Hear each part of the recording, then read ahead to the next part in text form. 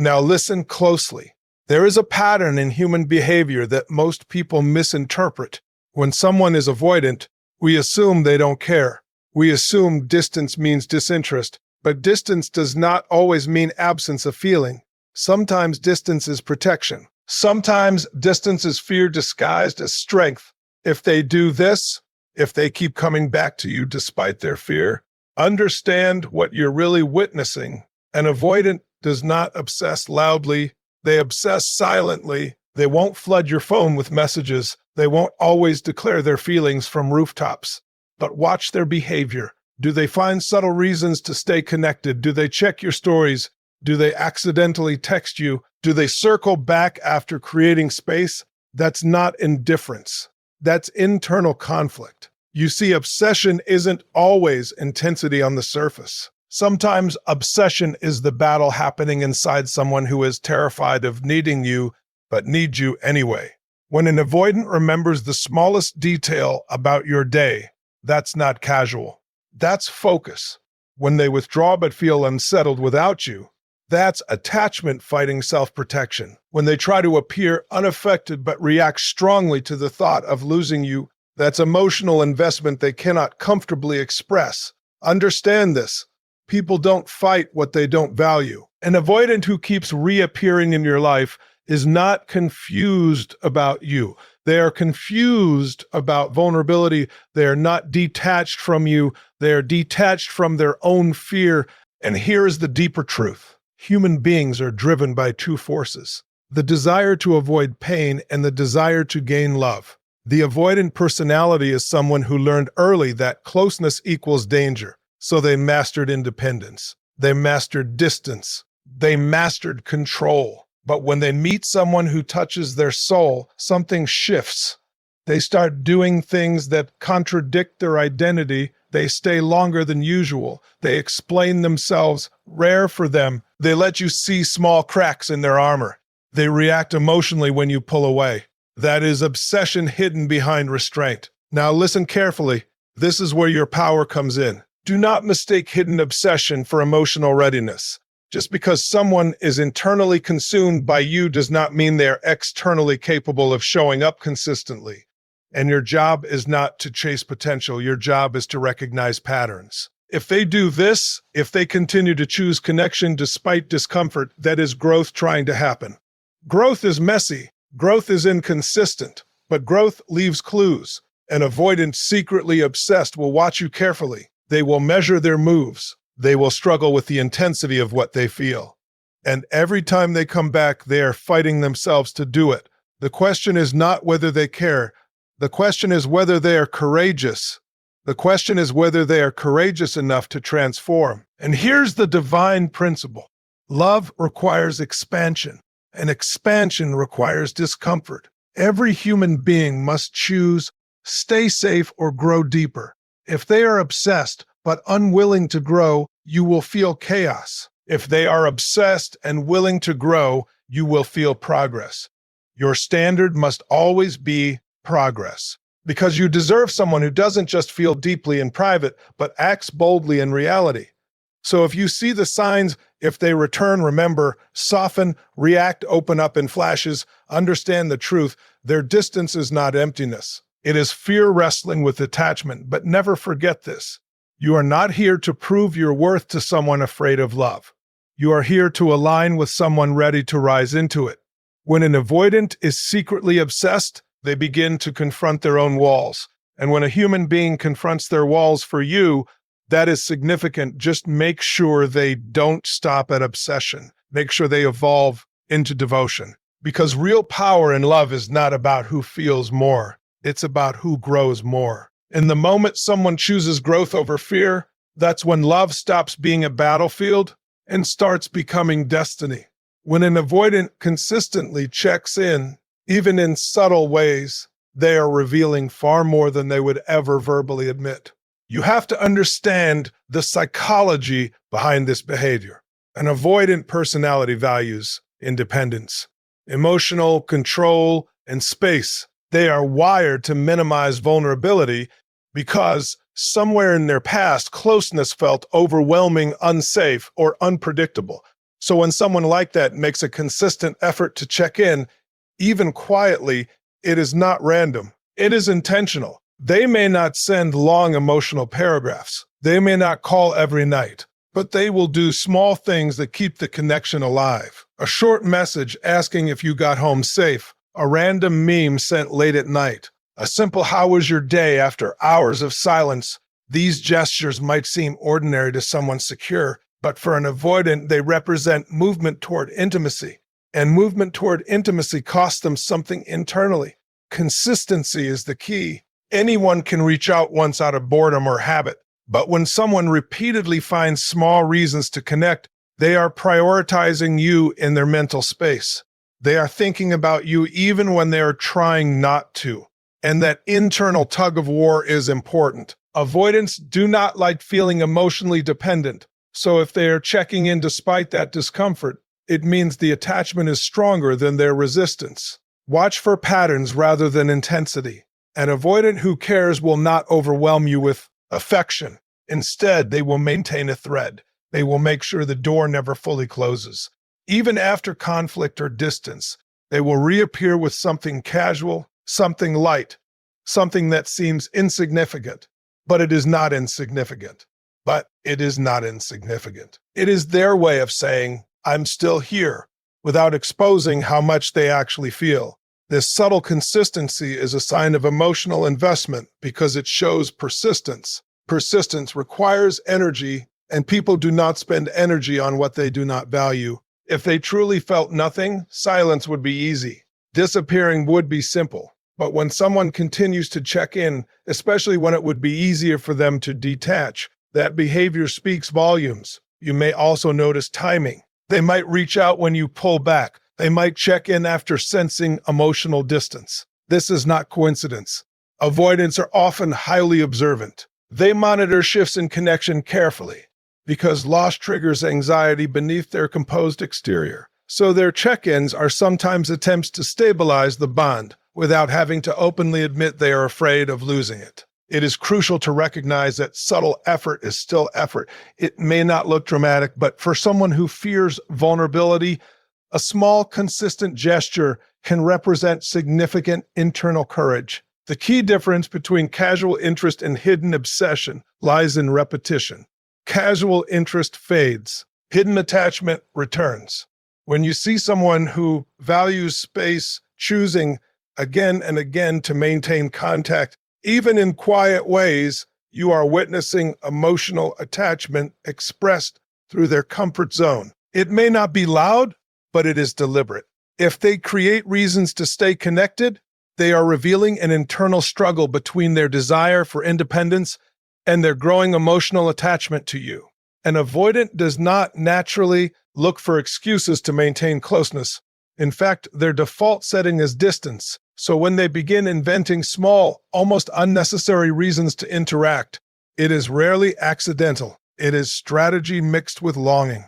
They might ask for your opinion on something they could easily decide alone. They may send you an article that reminded them of a conversation you had weeks ago. They could reach out to clarify something minor that did not truly require clarification. On the surface, these moments seem practical or random. Beneath the surface, they are bridges, subtle attempts to keep the connection active without directly confronting their feelings. This behavior matters because avoidants protect themselves by minimizing dependency. They tell themselves they do not need anyone. They convince themselves they are fine on their own. So if they are repeatedly manufacturing touch points, it means you occupy mental and emotional space they cannot ignore. They are trying to stay close while maintaining the illusion of control. Creating reasons to connect is safer than saying, "I miss you." It feels less vulnerable to ask about a shared interest than to admit emotional attachment. It feels easier to send a casual text than to express longing. So instead of direct confession, they substitute indirect continuity. The connection continues, but through side doors. Pay attention to frequency and creativity. If they consistently find new angles to engage you, it shows intentional effort. Effort requires desire, and desire, especially from someone who values emotional distance, signals significance. They are not acting on impulse. They are navigating their fear while still choosing proximity. You may also notice that these reasons often arise after periods of silence. When they pull away and then suddenly resurface with a practical excuse, it is often because emotional absence created discomfort. Avoidants may withdraw to regulate themselves, but if attachment is formed, separation does not feel as peaceful as they expected. So they return, but carefully, disguised behind logic or circumstance. There is also an element of testing. When they create reasons to connect, they are often gauging your response. Are you still receptive? Are you still warm?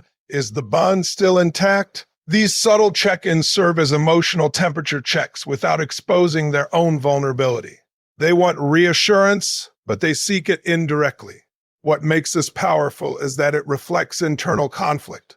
A person who feels nothing does not need excuses. They simply move on. But someone who keeps engineering contact is negotiating with their own resistance. They are trying to balance pride with attachment, autonomy with desire. This pattern reveals that connection matters to them more than comfort. Even if they will not articulate it openly, their behavior shows that losing access to you is not something they are ready to accept. And when someone who fears closeness still chooses creative ways to remain in your orbit, that choice carries emotional weight far deeper than words. When they remember small details about you, it signals something far deeper than casual interest. Memory is tied to attention, and attention is tied to emotional significance.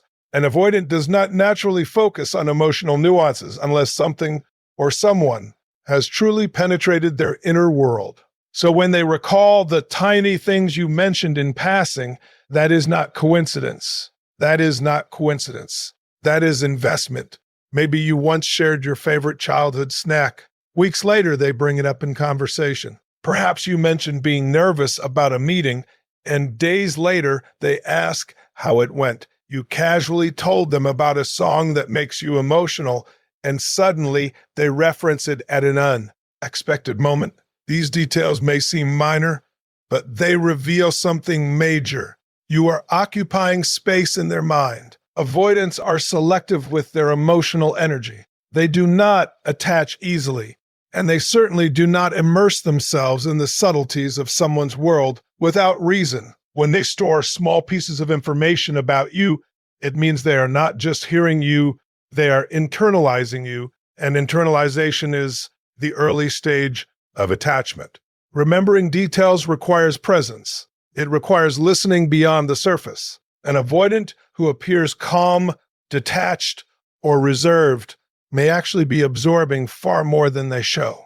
They might not react dramatically in the moment. They may not validate you with expressive enthusiasm, but internally, they are cataloging who you are. This behavior becomes even more powerful when you realize that avoidants often guard against emotional dependency.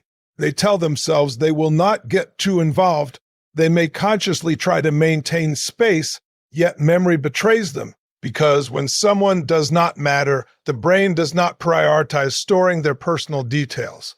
The fact that they remember means your words carried weight. It also shows emotional curiosity. They want to understand you, even if they struggle to fully open themselves. They may not share everything about their own world, but by remembering yours, they're building quiet intimacy. It is a subtle way of staying connected without appearing vulnerable. You might notice this especially during moments of tension or distance. After a disagreement, they may reference something meaningful you once shared. During a random conversation, they might bring up a dream you described months ago. These moments reveal that despite any emotional walls, you have left an imprint. There is something intimate about being remembered accurately. It communicates, I see you. And for someone who fears closeness, seeing and remembering someone so clearly can feel both powerful and unsettling. That internal tension often explains why they sometimes pull back after moments of depth. The more they realize how much they notice about you, the more aware they become of their growing attachment. Small details are not small to the heart. They are evidence of focus, care, and subconscious priority. When an avoidant remembers the nuances of who you are, it means you are not just passing through their life. You are becoming part of their internal landscape. whether they openly admit it or not. If they pull away but always return, you are witnessing emotional conflict in motion. An avoidance instinct is to create space when feelings intensify. Distance is their regulator. When connection starts to feel overwhelming, when vulnerability begins to surface, their nervous system interprets it as a threat to independence. So they step back. They become quieter, less expressive, sometimes even cold. But here is what matters. Do they stay gone or do they come back? Anyone can leave. Indifference makes departure easy. What reveals attachment is return. When someone repeatedly withdraws yet finds their way back into your life, that pattern tells a story. It says the connection unsettles them, but losing it unsettles them more. Pulling away is often about self-protection, not lack of feeling. In fact, the stronger the feelings, the stronger the urge to retreat. Emotional intensity challenges their identity. They pride themselves on control, on not needing anyone. So when they begin to feel dependent, even slightly, it creates internal resistance. The retreat is an attempt to regain balance. Yet when they return, they reveal that distance did not bring peace. It brought absence. And absence created awareness.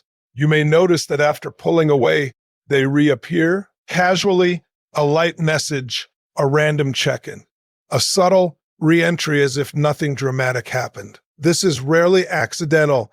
It is their way of restoring connection without fully confronting why they left. They may not apologize directly for the distance. They may not explain the internal battle, but the return itself is communication. Patterns are everything. One return could mean confusion. Multiple returns signal attachment. If every time space grows between you, they eventually bridge it, that shows emotional gravity. Something keeps drawing them back. And gravity does not exist without weight. This cycle can feel destabilizing if you do not understand it. You might interpret the withdrawal as rejection. You might question your value. But in many cases, the withdrawal is about their fear of closeness, not your worth. The return is proof that connection matters more than their comfort. What is happening internally is powerful. When they are away from you, they attempt to convince themselves they are fine. They focus on work, distractions, logic, but emotional bonds are not easily silenced. Memories resurface, conversations replay. The absence becomes louder than the fear that caused the retreat. And so they return, not because they enjoy inconsistency, but because attachment has formed roots, and roots create pull. However, the key is not just that they come back. It is whether the returns show progress. Do they stay a little longer each time? Do they communicate slightly more? Do they soften gradually? Growth often happens in increments for someone who fears vulnerability. Returning repeatedly means the connection is not disposable. It means you are not easily replaceable in their emotional landscape. While the push-pull dynamic can be exhausting, the consistent return reveals something undeniable. Detachment would be simpler, but they are choosing complexity instead. And people only choose emotional complexity when the bond is meaningful enough to fight their own instincts. When an avoidant opens up in rare, unguarded moments, it reveals hidden emotional intensity that they are otherwise determined to conceal. Avoidants are masters of self-protection. They have built walls over years, often decades, designed to shield them from emotional vulnerability, from disappointment, from the raw intensity of human connection. So when one of these walls cracks, even for a fleeting moment, it is profound. It signals that beneath the carefully maintained exterior lies a mind and heart deeply invested. These rare moments of openness may take many forms. It could be a spontaneous admission of a fear they usually hide. It might be a confession of appreciation or admiration they rarely express. Sometimes it is sharing a memory, a personal struggle, or a dream they would never typically reveal. Even small gestures, like letting their guard down during a private conversation, carry enormous emotional weight. These moments are not casual. They are deliberate breaches of a system built to prevent closeness. The rarity of these openings is what makes them meaningful. An avoidant does not share freely or frequently. They calculate, observe, and protect their inner world. So when they do share, it is evidence that they have been quietly wrestling with attachment and are testing the waters of intimacy. They may appear hesitant, awkward, or even defensive afterward, but the act itself is a breakthrough. They are letting you see a part of themselves that few ever witness. It is important to recognize the courage required for such moments. Vulnerability is uncomfortable for anyone, but for an avoidant, it can feel dangerous. It triggers anxiety, self-doubt, and fear of rejection. Opening up even slightly means confronting these fears. It means acknowledging that someone else has the power to affect their emotional state, which contradicts their deeply ingrained belief in self-reliance. Often, these unguarded moments occur after significant emotional pressure or attachment. Perhaps a situation or conversation pushes them to confront feelings they have been avoiding. Perhaps they see your value and realize that withholding parts of themselves threatens the connection they secretly cherish. Whatever the trigger, the result is a glimpse into their internal world, a world usually shielded by logic, distance, or sarcasm. What makes this behavior transformative is that it signals intensity beneath restraint. They may not express obsession in obvious ways, but their rare admissions reveal a mind consumed with thoughts of you, with concern for your perception, and with a desire to maintain the connection despite fear. When they allow themselves to be vulnerable, even fleetingly, they are showing that their attachment surpasses their discomfort. These moments can also serve as turning points. They are opportunities for deeper understanding, for connection that acknowledges the complexity of their personality. Observing and honoring these rare openings can reinforce trust and encourage further vulnerability over time. Ultimately, when an avoidant shares a piece of their guarded self, they're signaling something profound. Their heart is present. Even if their actions are inconsistent, they are secretly invested. They are wrestling with emotions that challenge their very sense of independence. And when someone who values distance this much allows themselves to be seen, it is an unmistakable sign of hidden obsession manifesting in the most subtle, courageous way. If they get triggered by the idea of losing you, it is one of the clearest signs that their detachment is a shield, not a lack of love. Avoidants often appear calm, composed, and emotionally distant, leading many to assume that their heart is unaffected by separation or rejection. But beneath that controlled exterior lies a tension, the pull between their need for independence and the attachment they cannot fully deny. When the thought of losing you stirs anxiety, it reveals that they care far more deeply than their surface behavior would suggest. Avoidants are wired to protect themselves from emotional vulnerability. They have learned, often through early experiences, that closeness can be overwhelming or risky. They have mastered the art of creating distance as a way to preserve comfort and control. But attachment is persistent. It operates quietly, subtly, and even invisibly until something threatens it. When they sense the possibility of losing you through actual separation, imagined scenarios, or perceived withdrawal, they are forced to confront the very feelings they normally suppress. This internal conflict often manifests in indirect ways. They might become restless or fidgety, seeking reassurance through subtle questions or check-ins. They may test your reactions, probing to see if the bond remains intact. Sometimes they will withdraw temporarily to regain composure, only to return with increased attention or effort. Their behavior may feel inconsistent or confusing, but the underlying force is clear. Fear of loss is pulling at their attachment. Emotional triggers like this are not evidence of weakness, they are evidence of depth. An avoidant who seems detached in daily interactions may actually experience attachment intensely, but privately without the ability or willingness to express it fully. When confronted with the idea of losing you, that intensity breaks through their usual defenses. Their mind and heart are suddenly alert to the stakes, and they may act in ways that contradict their typical patterns of detachment. The subtle signs can be revealing.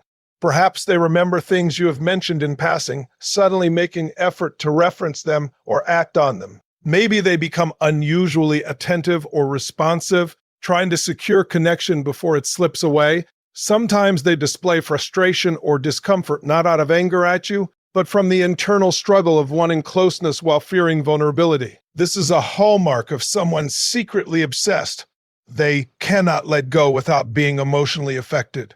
This dynamic is transformative in understanding the avoidant pattern because it shifts the perception of their behavior. Distance is not disinterest. Avoidance is not absence of feeling. Their protective walls exist precisely because they feel too much. The intensity of their attachment is moderated by fear, but fear cannot fully erase what the heart wants. What is critical to observe is the persistence behind their reactions. A fleeting concern may be ordinary.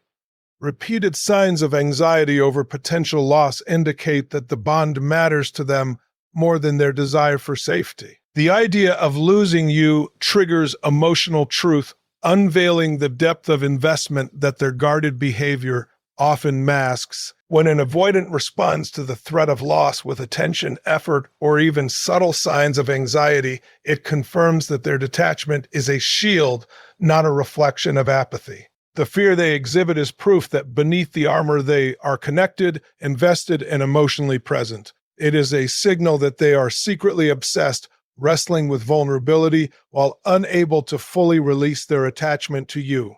Thank you for your time and trust. Wishing you clarity, growth, and endless inspiration ahead. Goodbye for now, and may every step you take lead you closer to your true purpose.